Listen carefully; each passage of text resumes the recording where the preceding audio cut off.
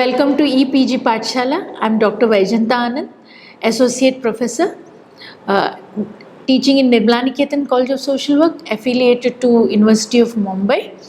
And I will be talking about assessment and evaluation of intervention as a module, which is part of the course community organization, which is again part of the subject social work education. Let us look at assessment and evaluation tools. Okay, this particular module will help us to understand various community assessment tools used in last stage of community work, when you have already implemented the program and now you are trying to look at it. Okay, how do you assess the effectivity of this program? So to understand various methods through which data can be collected at various stages of community assessment. So when you are looking at evaluation, we were looking at all the assessment tools which are used in community work to achieve its objective.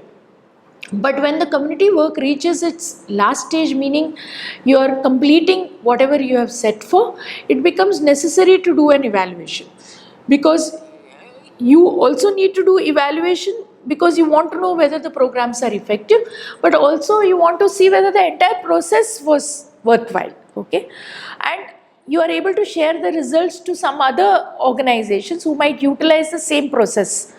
Okay, so hence community worker uses various tools for evaluating the work. There is log frame analysis, social impact analysis, to understand whatever programs were implemented, whether they were effective or not effective. A community action plan, actually when you start working, you develop a community action plan, which is like a roadmap, for creating change in the community by specifying what will be done, who will do it, how it will be done. Okay, and basically the whole process which will be involved in community action. The objective of the community action plan would include many of these things, like who will participate, who will be responsible for carrying out all these activities, what does the project want to accomplish, why are we here, how much time will this group take, or will they require to complete the work, that is some kind of a timeline. So all that has to be mapped out to be able to understand. Later on, it will be helpful to evaluate whether it followed a particular time plan or not. What are the steps involved in preparing a community action plan? First of all, you assess the community assessment, which you already did earlier. You take a review and analyze the feedback from the community inputs and comments on the results which were presented to the community. Then you choose a group of people to work together and developing an action plan. So what you do is basically prioritize the issue from the assessment and community members and say, okay, this is the particular issue we are going to address initially. You identify barriers which you may foresee in implementation of this particular intervention plan which you have made. You also identify various resources which will be facilitating the process. You look at individual partners or community partners who might help you in the whole community action plan process, and develop a community timeline. Okay, in terms of consider a timeline. Okay, if you are envisaging this is the goal which you want to achieve, how much time will it take? Which takes into consideration everything, right from building rapport to implementation of the program. And you are also including monitoring and evaluative activities, because monitoring is continuous monitoring which goes along with implementation of the program. One of the way of doing it is log frame analysis. Log frame analysis is a management tool basically, which is effective for planning and implementation of developmental projects. Now various components of a project such as goals, objectives, activities which are carried out which with the expected result and indicators, and which can be evaluated in terms of measurable number. So log frame analysis helps in connecting all these components in one framework. So presenting the tight relationship between, a kind of a relationship between, okay, the number of people you need to cover. So it might go on like, suppose you are saying that 10,000 people in an urban area need to be reached out with regard to information with regard to HIV/AIDS or with regard to diabetes. So then 10,000 population, okay, then you are saying okay 10,000 population by what time? So if you are saying in a year I want to cover 10,000, then you have to divide it month wise, and then you come to a kind of a space where you will say okay, every day I need to cover so many people, and so many people, if they cover every day a particular number of people, then in a year we will be able to reach the target of 10,000. So that is what a log frame analysis looks at. So what are the benefits of a log frame analysis? Basically it is a structured project design process. There is transparency, participation, because people themselves who are implementing the program may come together and say okay, this is what is feasible, this is what we will do. There is objectively verifiable indicators are there, and flexibility is there, because you are making it, you can also make changes in it. What are the things you are looking at? You are looking at overall objectives, and you are looking at objectively, a kind of an indicator. Okay, you look at source of verification. How will you verify? Okay, so you are looking at overall objective, you are looking at purpose, you are looking at result, and you are looking at activities. So when you are looking at activities, you are also looking at okay, how will I achieve this activity? What are the means I am going to use? Okay, am I going to meet every individual and talk to them about diabetes, or am I going to have kind of diabetes test happening, blood test happening, and then I am going to talk to them, or I am going to reach out to them by using street plays or some kind of film on it? What is the cost involved in it? Okay, and ultimately what exactly is the outcome goal? What am I going to achieve? You also take into consideration various kinds of assumptions which you may have while developing a log frame analysis. You may also do social impact analysis. This is done to review the impact of any project on the social aspects of the community. So suppose you are saying social impacts are the changes that occur in the community or to the individuals as a result of an externally induced change. So these impacts can be positive or negative or both. Okay, so they may affect employment, income, production, various things.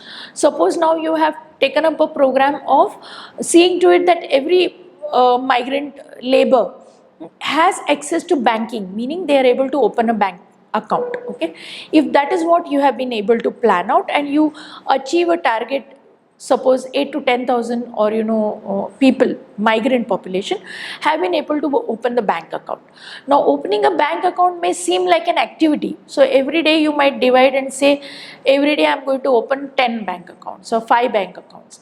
But that bank account opening may lead to this person who didn't know what wages he was getting, who didn't know that his particular employer was exploiting him by telling him certain amount but not giving that amount in hand at all because he didn't have a bank account, who didn't know where to save or where to keep the money, suddenly has daily wage in his hand which he puts it in the bank account. So definitely if he doesn't get the daily wage because he has a bank account, he asks the employer to pay him upfront every day. So at the end of the month, definitely he has a certain amount accumulated in his name. Ultimately after few months he has so much of amount whereby he can take a decision whether to remain in this exploitative working condition or leave the job and take up something better, or invest that money in educating himself or acquiring some kind of skill. This makes a big difference in survival level of functioning to a kind of a progress level of functioning where he is looking forward to some change in his or her life. So this is very much important, where you are able to take a particular program and implement it and see how much of impact it has had on the social aspects of the individual. This is done to review the impact of any project which is there.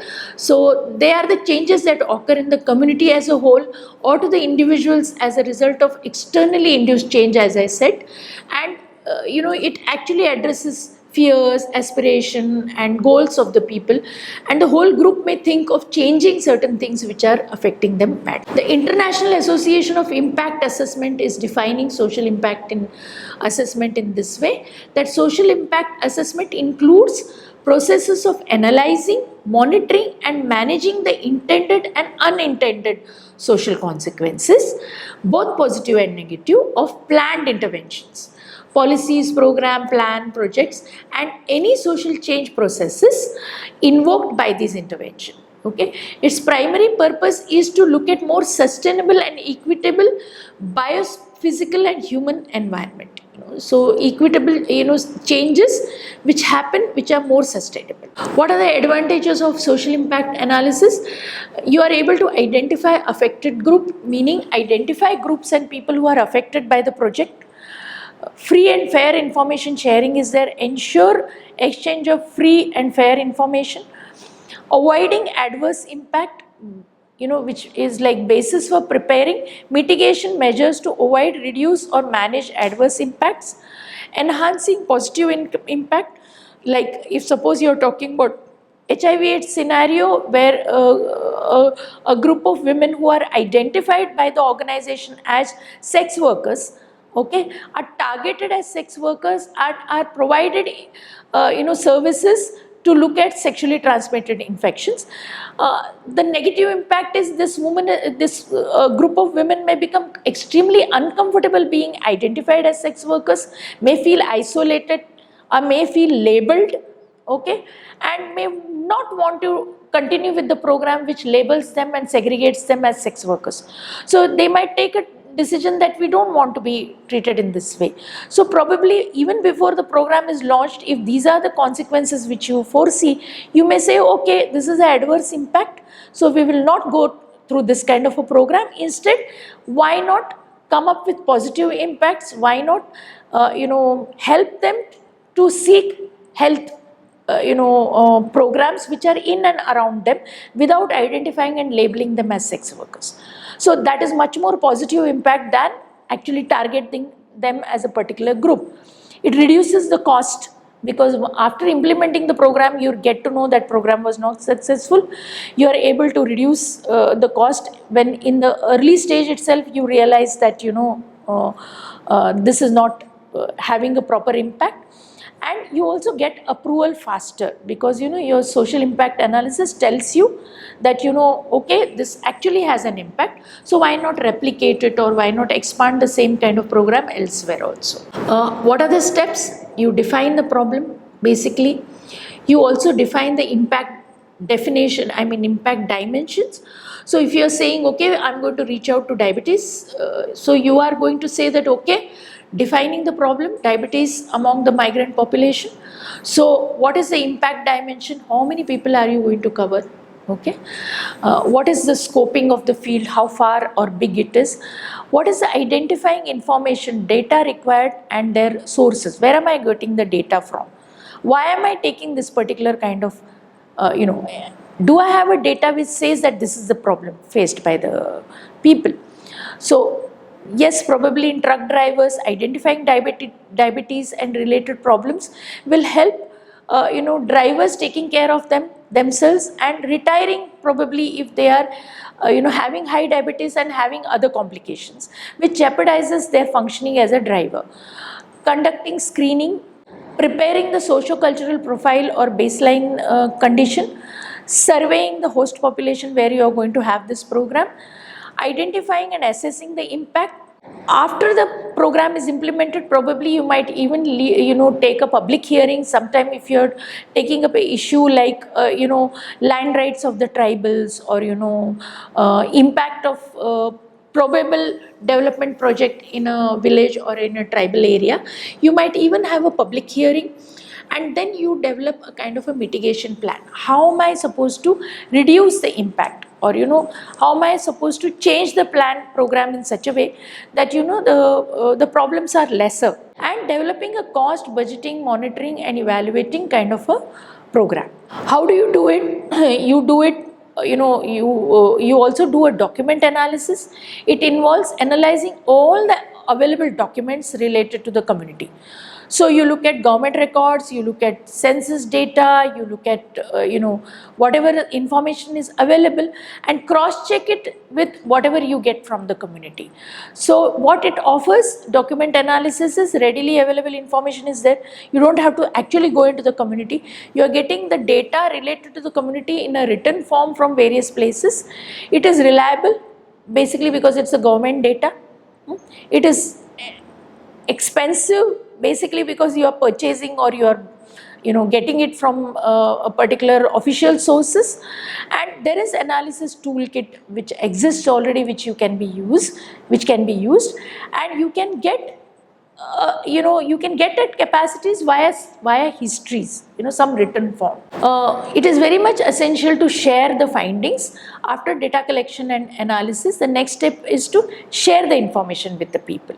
So this is important, particularly with those that participated in the whole process, because they would like to know what exactly was the finding. So reason for sharing is it's a common courtesy, it's ethically correct to share it. It can be developed into a community vision. The whole community may feel that, okay, if suppose you are talking about bank accounts, one person opening the bank account, two persons opening the bank account, when the whole community realizes in 4 to 5 months so many thousands of people were able to open the bank account, it helps them to bolster their confidence in themselves, and probably come together as a group which now have another kind of capacity or another kind of asset with them. You also get to know the community priorities. You get an opportunity for the work group to build their capacities and develop them, their ability to present. One can also collect primary data by key informants interviews. Who are the key informants? These are the people who have inside information about the community, who are able to give you information about the community. They are conducted with the selected individuals in a community who are involved with or have knowledge of the specific situations. So these interviews can be used basically to define the nature and extent of an issue. Sometime suppose on a construction site, it might be a particular shop which is and the shopkeeper who is probably has an understanding of the entire community, or it can be a tea vendor who is from the community itself or a village itself, but has a lot of information about the village. So they are able to explain critical issues related to the particular situation. They are able to identify community groups, and they will be able to tell you which particular group or organization is interested. Okay, and you are also able to get an insider's view of the situation. So these are the people like elder person or older person in that community, or influential person who is there in the community, and they are able to describe possible goals and approaches from their perspective. What do you do in terms of key informant interview? You define the nature and extent of an issue, explain the critical issue related to a particular situation.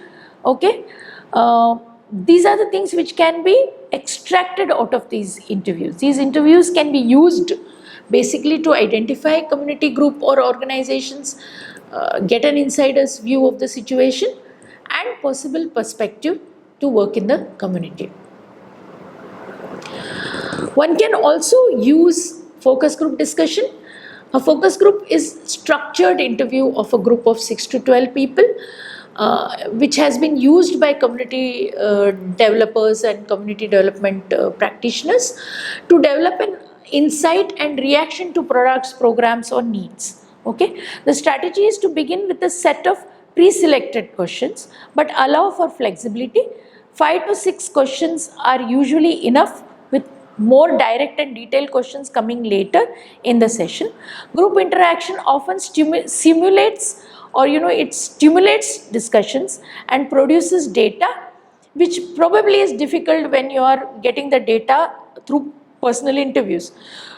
It may be with regard to some controversial topics which they are not feeling comfortable to talk individually, but as a group they might feel a kind of a comfort zone where they are able to share the data with you. There is something like focus group discussion also, which is little different from focus group interview, which can be used.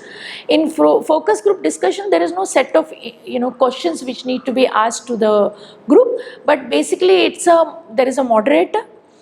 There are some issues which are thrown in, which people discuss. There is a preset of sometime a question is given to them around which they discuss, or some topics are given around which they are discussing, and there is a space or a room which is provided whereby they can sit and discuss. The key to the success of focus group is a skilled moderator. So moderator may be among them, or moderator may be an outsider who is facilitating the process of discussion and keeping it on even keel, in the sense the discussion has to happen around the issue which they have taken up, and does not go on other directions. And also moderator sees to it that all people get to interact and to share their point of view, and it's not dominated by one particular person or one or two particular people, and there is no intimidation of participants happening in the focus group discussion. One may also go for a panel discussion where some experts are paid, or there is a panel which is selected, where they are able to bring in their expertise and are able to tell the community what exactly has been their understanding of the various issues. So panel generally may have 4 to 6 experts on a particular issue. So if the community is dealing with agriculture based issue, or may have problem related to water harvesting, so you may have expert panel of different people coming in and telling them about different water harvesting projects which are being implemented in different states. So they are the experts who have already implemented, who have information, who have an understanding of what the issues are. They are coming and discussing with the community, and community is able to draw from all that information and come up with their own plan. Sometime panel discussion can happen within the community itself. So you identify community members who are qualified to talk about these issues, to get a broader view of the community. And panel discussions are a very powerful tool to raise the awareness of the community and the community worker, and quickly learn about various kinds of issues from the experts. You may also have community forum or community meetings. It's just like how you have chai pe charcha, or you have coffee kind of meetings. A community forum is quite simply a public meeting held to discuss a certain topic, issue or opportunity. So it starts with short presentation at the beginning of the forum, outlining several options, viewpoints or approaches to be considered. So it might be, okay, this particular development project is going to come in this area. Let us look at it. What will be the consequences? What is expected from this particular development project? What impact it will have? What are the different viewpoints about this particular development project? And keeping all that in mind, now let us all discuss and see whether we want this development project. Are we ready to give up our land and our livelihood, or do you think that it is not necessary in this area? Which is then followed by a moderator who leads the discussion, looking at strength, weaknesses and outcomes, based on the presentation, and finally ask a series of predetermined questions to gather whatever information they require. So moderator makes sure that each person has opportunity to talk. Recorder captures various viewpoints and suggestions presented during the meeting. And there are series of community forums, because one particular forum may not give all the answers, followed by discussion, so that wide range of individuals in the community can participate in this kind of a process. So you might use a social survey. Social surveys can be used to find out how people feel about alternative programs, So what services the community needs, how well current services are meeting public, expectations. So surveys, can be done for various ways, They are useful methods of obtaining information, from the people with regard to their needs, their attitudes, attributes, practices, which are there in the community. So, it can be done in the form of a written mail, a kind of a questionnaire which is sent to the people and people write and give the responses. It can be done by telephone or it can be done by face to face.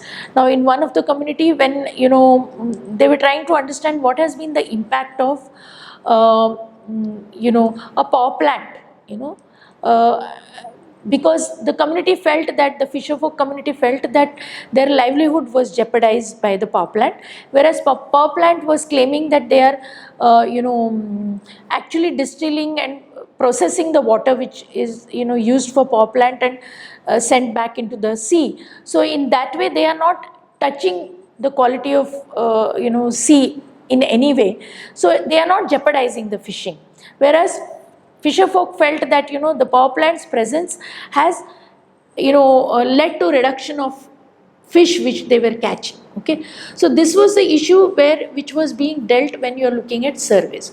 So one of the question which was asked was, what was the yield earlier, what was the yield later on? Okay, at present what is the yield, and what exactly are the problems faced by the fisherfolk? Why do they think their yield has reduced? So one of the issue which came up in the survey was that there are trawlers, or there are like barges which are used by the power plant to carry coal, and they have propellers. So they do not like fisherfolk using nets, because fisherfolk basically used to throw the nets into the sea, tie them up, and later on collect the fish whatever has been collected in the net. Now these nets were interfering with the propellers, were getting caught in the propellers. So the power plant felt that they should go use their boats more than using the nets. That is when it was revealed through the survey that basically these fisherfolk were shallow sea fishing fisherfolk. They never used boat to go and do deep sea fishing. And basically the barges were facing this problem in the shallow sea. So to tell the fisherfolk, please use the boats, didn't make sense, because the fisherfolk didn't know how else to fish. They always had used nets. Another thing which it was really very interesting when the power plant said that they are not sending any kind of polluted water. They are actually using lot of pollution control mechanisms, and it was revealed by the fisherfolk that basically is the problem, that the water is too pure and distilled and warm. Basically it kills all the microorganisms which is actually food for the fish to grow. So with no microorganism, actually boiled distilled water which is being thrown back into the sea by the power plant is not at all helpful in growth of the fish in that area. So the fish yield had gone down drastically. Now one had to actually, because fisherfolk were talking in the survey that the water is very warm and it is too pure and our fish do not survive in this. And the claim by the power plant that yes, we are processing the water in such a way that it is distilled and pure. They felt that is a feather in their cap, and fisherfolk felt that that actually is killing their So such kind of survey actually helped them to sit face to face with the power plant people, to say that okay, now if you are saying that we cannot fish in shallow water, then train us to do deep sea fishing, or else provide us with trawlers, or else you find a way which does not interfere with our shallow fishing. And surprisingly, in the survey, different age groups came up with different kinds of issues. Older fisherfolk were quite ready to take the money and put it in the bank account and survive. Youth were unemployed and they wanted some other skills and things like that. So the surveys play a very important role in assessing what the problem is and how you can arrive at a solution. So case studies and stories are again very important things which can be used. So you can do, one may do a survey and there are certain representative cases which tells you, in this case it was few fisherfolk who were able to give a history of yields which helped in establishing this is the problem. So detailed case history helps in representing the problem of the community. So in a way, all these assessment tools are again important.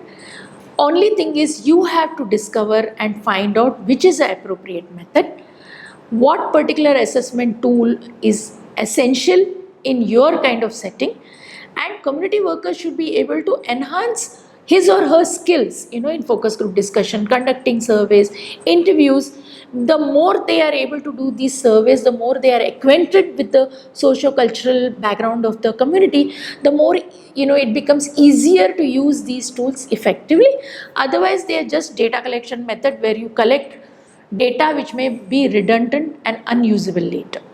So it all depends on the skill of the community worker who uses all these tools effectively to either look at the impact of the program which they are implemented, or look at the data which can help them to better their program implementation. Thank you.